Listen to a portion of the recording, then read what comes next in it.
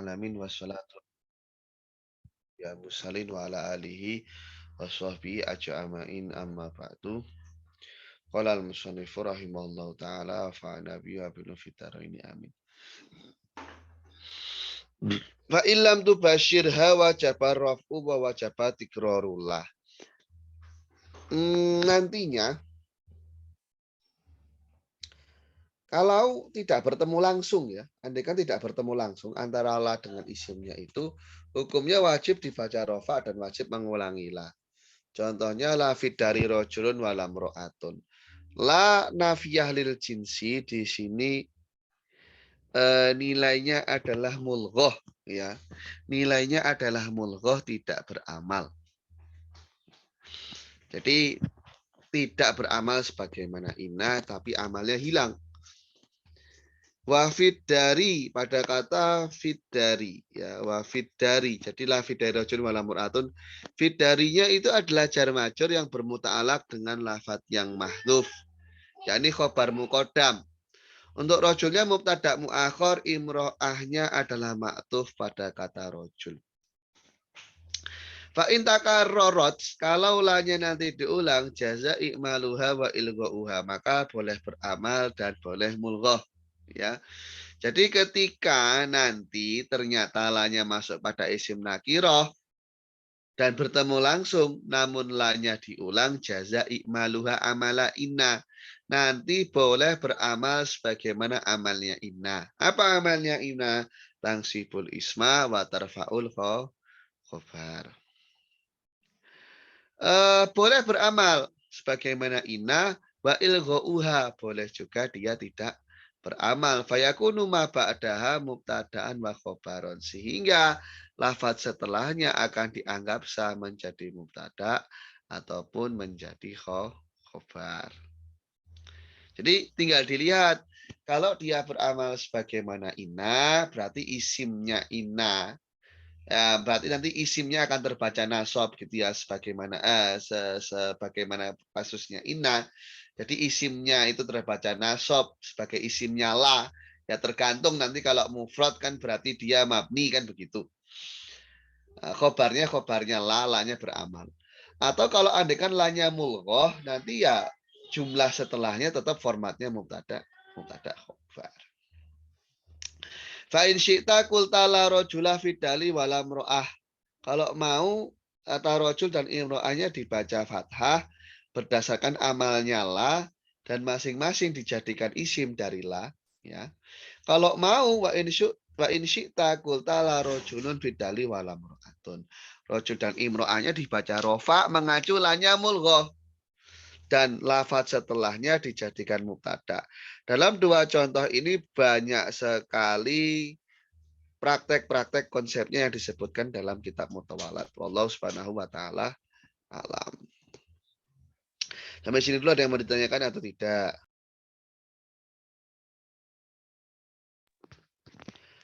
Sepertinya tidak ada ya.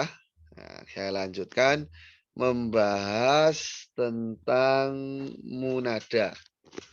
Munada itu ada 5 macam ya.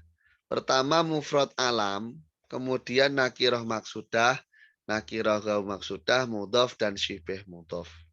Ya. Kemudian nanti akan ada rinciannya masing-masing begitu.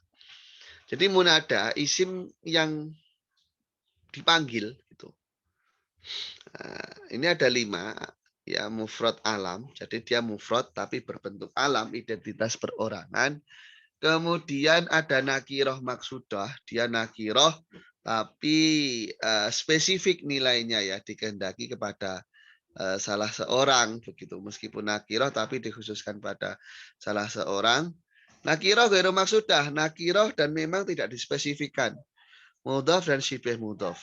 Nah, yang dikehendaki mufrad alam yang dikehendaki dengan kata mufrad sama dengan bab la itu, yakni bukan mudhof maupun bukan syibeh mudhof. Contohnya Zaidun dan Amr ini tidak mudhof dan juga tidak syibeh mudhof. Contoh yang mudhof ya Abdullah itu kan mudhof. Atau umpama namanya Abdurrahman, atau yang idhofah yang lain itu ya.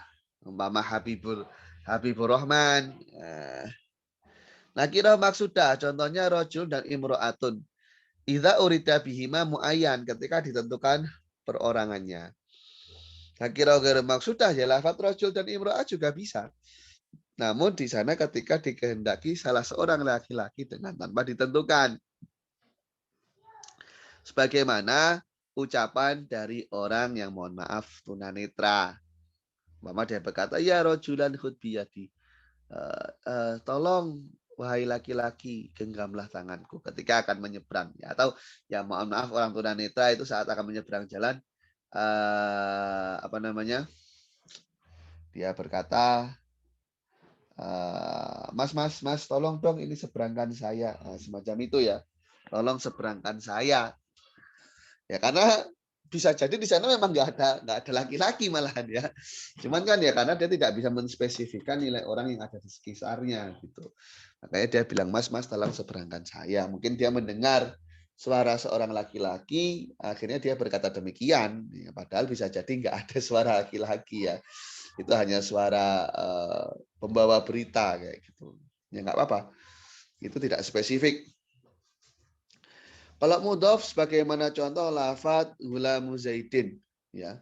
Sebagaimana contoh lafadz gulamu zaidin. Untuk syibeh mudhof ya tolian jabalan ya tolian jabalan. Contoh yang sama dari isimnya la ya.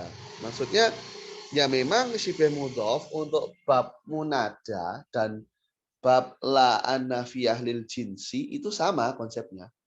Ya sebagaimana mudhof juga sama, la an-nafiyah lil jinsi juga konsepnya sama saja. Untuk mudhof maupun syibih mudhof bahkan mufrad ya. Nanti rinciannya fa'amal mufradul alam wa nakirah maksudah fayubnayani ala dhomi min ghairi tanwinin. Nanti akan dimabnikan domah dengan tanpa tanwin. Jadi kalau dalam kasus isimnya la itu dia akan apa namanya? Mabni fathah untuk yang mufrad ya, mabni fathah bermahal nasab. Dalam kasus munada dia akan mabni domah bermahal nasab. Jadi sama-sama bermahal nasab. Ya namanya juga mansubatul asma ya. Jadi sama-sama bermahal nasab, yang membedakan dalam kasusnya apa namanya? Dalam kasusnya la an-nafiyah lil jinsi itu akan mabni fathah, sedangkan dalam kasusnya munada itu akan mabni domah atau mabni dengan tanda rofaknya.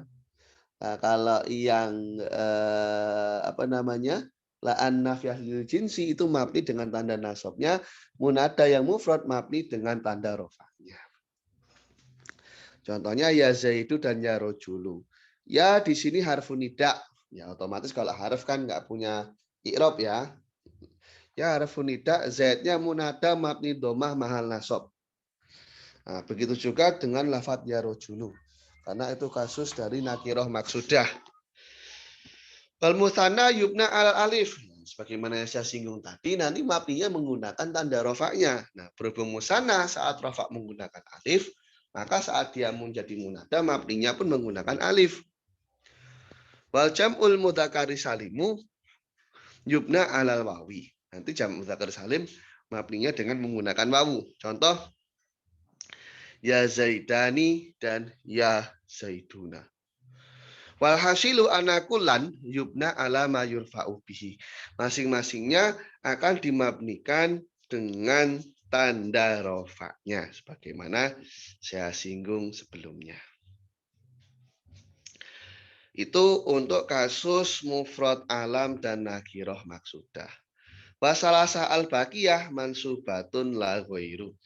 Untuk ketiga contoh yang lain, ketiga konsep yang lain, yakni nakirah ghairu maksudah, mudhof dan syibih mudhof, itu mereka akan terbaca nasab, tidak dengan i'rab yang lain. Jadi sebenarnya semuanya itu nasab, ya semuanya nasab. Hanya saja untuk mufrad alam dan nakirah maksudah itu nasabnya secara mahal. Sedangkan secara lafadznya dia Mabni. Untuk selain mufrad alam dan nakirah maksudah itu memang mansub secara lafzon.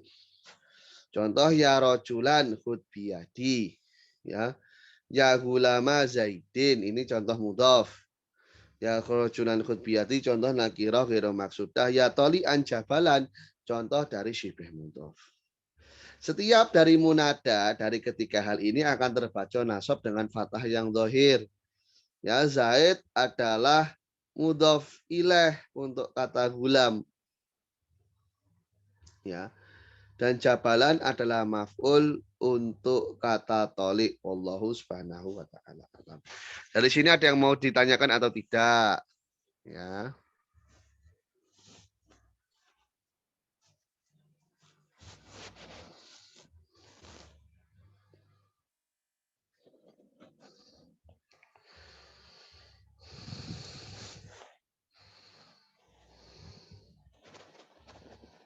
Nggak ada ya? Ustaz, kalau yang Oh, ya, munada sama dengan yang mudhof. Yang mudhof terus? Dengan munada murakkab.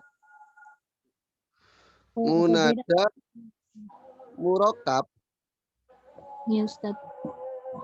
Contohnya munada murakkab yang gimana? Ini mungkin beda istilah saja. Yang seperti Rasulullah. Ya Rasulullah. Ya, itu sama. Itu sama. Oh, beda istilah aja, Ustaz. Iya, beda istilah saja. Ya, Ustaz. Udah itu aja, nggak ada yang lain? Kalau yang la tadi, Ya. kalau jinsi setelah la-nya itu di rofa. Lana jinsi ya tinggal dilihat lanya beramal atau tidak. Kalau anti ulang lanya nanti tidak wajib beramal. Dalam contoh la haula wala quwata illa billah itu lanya nggak wajib beramal. Boleh anti baca la haulun wala quwatun gitu boleh. Kalau di nasab setelahnya berarti beramal. Iya, kalau umpama anti baca la haula wala quwatan. Nah, itu berarti lanya yang pertama dia beramal karena kasus nasab ya. Karena kasus nasab pada la yang kedua itu beranjak dari atof ke mahalnya isimnya la yang pertama ya. La haula kuwatan. Nah, ini nasabnya atas dasar apa? Atas mahalnya haula yang bermahal nasab. Kenapa mahalnya nasab? Karena isim dari la. Kenapa harus mahal? Tidak lafadz dari haulanya. Karena lafadz dari haulanya mabni fathah. Kalau antum mengacu pada lafadz haulanya, maka bukan kuatan bacanya, melainkan bacanya adalah kuwata. Semacam ini. Tapi kalau antum atofkan kepada mahal, maka menjadi kuwatan. Bisa difahami? Ya, Ustaz. Oke. Ada lagi yang mau ditanyakan? Tidak ada?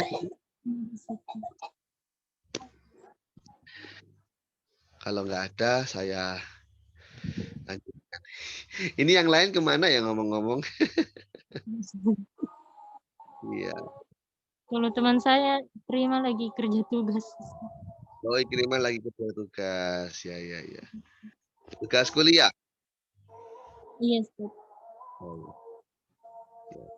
Kita lanjutkan sedikit lagi. Kita akan bahas babul maf'uli min ajlih. Karena ini kan kita tinggal beberapa bab ya. Ini sudah tinggal 2, 3, selesai nanti. Nah, ini tinggal sedikit lagi. Nanti sisa waktunya kita gunakan untuk praktik baca kitab saja.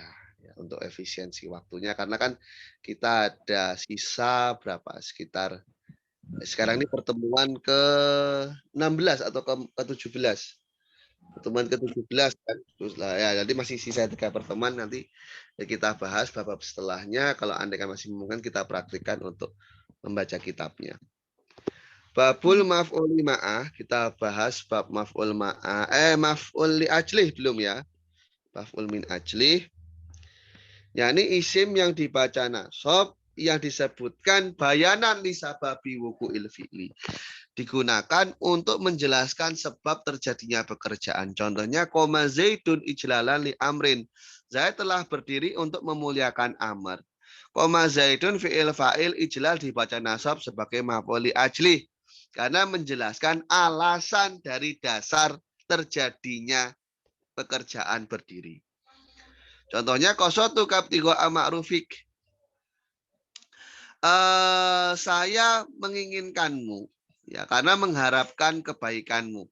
Kosotuka fiil dan fa'il dan maf'ul bi ibtigha atau maf'ulil ajli ma'rufnya itu mudhof dan kafnya mudhof ilaih. Maf'ulil ajli terdapat syarat-syarat yang dapat dipelajari ya, yang dapat kita fahami dalam kitab yang panjang keterangannya. Mungkin kita cukupkan dulu sekian ya. Kita lanjut besok insya Allah. Assalamualaikum warahmatullahi wabarakatuh.